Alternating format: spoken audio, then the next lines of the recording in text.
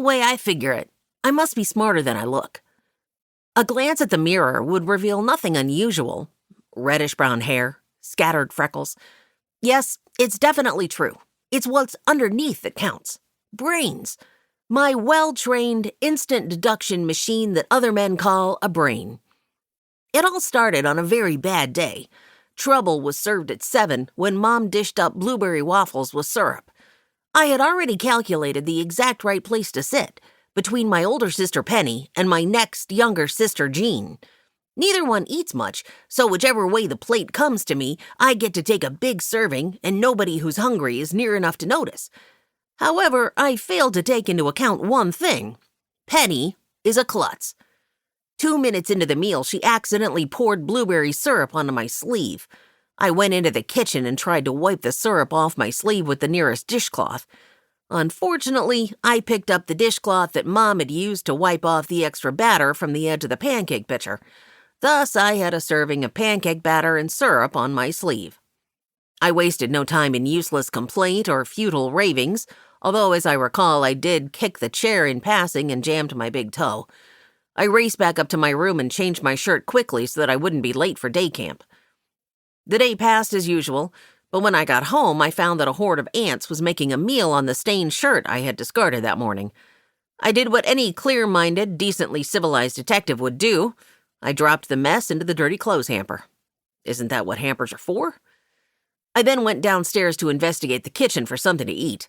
That was when my mother passed the vital information to me. "Your Uncle Justin called me today," she said. "He said something about taking you and Scruggs on a little trip." I was mixing a glass of chocolate milk. With studied nonchalance, I licked the spoon and said, "Oh? How did Uncle Justin hear about Scruggs? We aren't exactly best friends or anything like that." "Uncle Bill told him about meeting Scruggs in California, and Uncle Bill is putting up some of the money to finance the trip." My Uncle Bill had met Scruggs at the beginning of the summer. Scruggs had gone out to San Francisco to stay with an aunt, only his aunt had turned out not to be his aunt at all, but the head of a spy ring. You can read about it in A Dangerous Game. My Uncle Bill lives out there, and he helped Scruggs get back home. Nowadays, Scruggs was back in Peabody with his foster mother, Mrs. Bennett, and it beat me how he could stand the peaceful life. But he liked it better than being chased all over San Francisco, he told me. Anyway, Uncle Bill still kept in touch with him. As for Uncle Justin, I'd only met him once, years ago, but I knew he was some kind of historian. Plenty of times Uncle Bill backed Uncle Justin's research trips. Uncle Bill was sort of an amateur historian himself, and often went along to help. "Are you and Dad gonna let me go?" I asked her.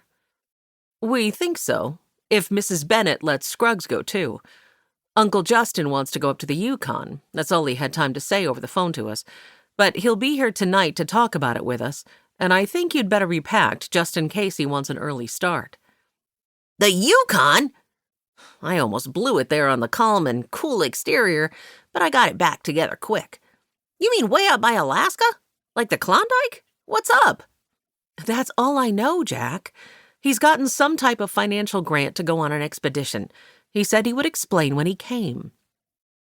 "An expedition? Like camping? Boy, that's a real wilderness up there, Mom. Bears and wolves and the works. Can I go tell Scruggs?" I asked. "Yes, we talked to Mrs. Bennett about it this morning. She's probably talked to Scruggs by now. But you can go see what he thinks." "Okay, I'll get my glove in case he wants to have a catch. Bye." Scruggs didn't like long trips, but he did like playing catch, and I figured the sight of my glove and ball might help him say yes to the expedition. I wanted to get him into a good mood before I asked. I gulped down the milk and ran for the door. "Be home by 5, she called. "I will." I ran out of the house. An old gray car flashed around the corner of the driveway. Thanks to my lightning-fast reflexes, I jumped clear. The car skidded to a halt, and my Uncle Justin jumped out. A true detective never shows surprise, but I forgot myself. "Uncle Justin!" I exclaimed. "Oh, Jack, I'm sorry," he blurted. "I came as fast as I could.